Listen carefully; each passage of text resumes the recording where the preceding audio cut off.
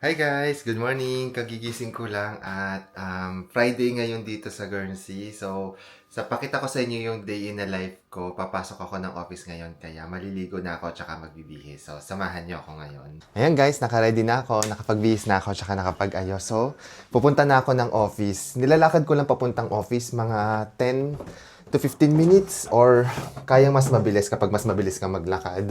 At ayan guys, naglalakad na ako. Medyo maaga yung pasok ko ngayon kasi gusto ko ring umuwi ng maaga mamaya. Tapos, isa sa mga gusto ko dito sa Guernsey, nilalakad ko nga lang papuntang office. Kaya, hindi ako problema sa traffic or sa biyahe. Tapos, ayan, summer dito kaya medyo mainit-init. Tapos, pag summer sa amin, yung office namin, pinapayagan kami magsuot lang ng shorts. Ayan. Kita niyo. Para lang akong pupunta ng mall. Naka-shorts ako. Inaalaw naman nilang mag-shorts lalo na kapag summer kasi grabe talaga ang init dito. Hindi kaya. So ito. Ayan guys. Ganda ng mga bulaklak dito.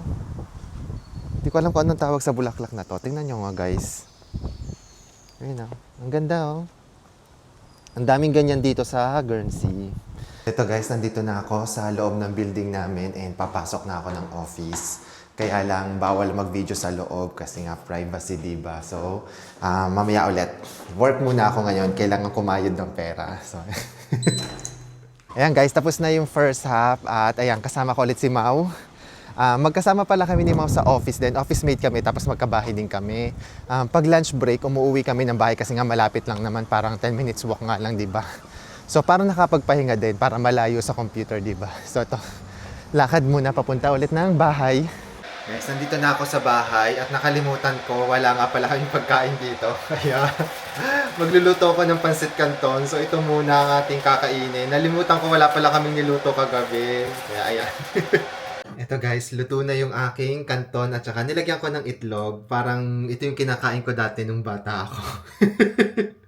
So, canton at saka itlog. Tapos si Mau, meron siyang tinapay. Meron pala siyang biniling tinapay. So, ito yung kakainin niyang lunch. So, ayan. Kain muna kami. Tapos after nito, baka magpapahinga lang. Baka mag-nap lang. Siguro mga 15 minutes na power nap. Tapos, trabaho ulit. So guys, tapos na yung lunch break natin. Tapos, balik na ulit tayo ng office para magtrabaho. Ganito lang yung life ko dito sa Guernsey. Office bahay lang, tapos office bahay ulit. So, ayan.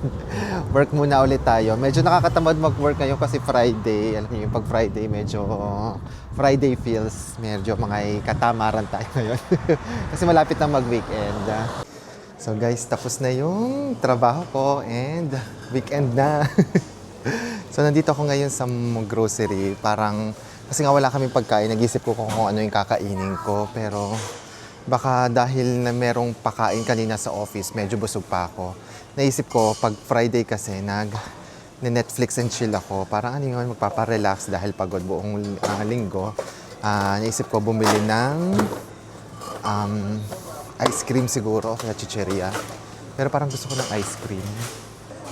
So, kukuha tayo ng ice cream. Ang sarap nito guys. Itong, di ko alam kung paano to i-pronounce. Häagen-Dazs strawberry cheesecake. So, ito yung kakainin ko ngayon. Minsan ko lang naman treat yung sarili ko. Tingin tayo kung meron pang chicheria. Pero parang ayoko mag-chicheria. So, babayaran ko na siguro to. Ay, naka-off. Naka 75% off yung mga tinapay. So, kakunti na lang siya. Bili tayo. Sayang. So, nakabili ako ng mga tinapay. 4 na tinapay to. Naka 75% off. Di ba ang laki ng savings? So, kunin na natin to. Sayang, pwede rin itong pang breakfast bukas. Hindi naman ito masisira kagad eh. So, ito, magbabayad na ako. Ayun guys, tapos na yung aking araw. Pagkatapos nito, uwi na ako. Ayan yung Guernsey. Ang daming tao ngayon dito sa town kasi Friday. Usually, yung pag Friday yung mga tao dito, nagse-celebrate talaga sila, nagiinom. Ayan. Pero ako, dahil wala akong masyadong gagawin ngayon. Wala akong masyadong kaibigan. Charing. Hindi, mas prefer ko na nasa bahay lang. So, medyo boring yung life ko dito na bahay lang, office. Pero happy naman ako na ganun lang yung ano ko dito, routine ko. Masaya naman ako doon. Actually, mas gusto ko yung tahimik lang. So, ayan guys. Uwi na muna ako and magpapahinga. Thank you po sa pagsama sa akin.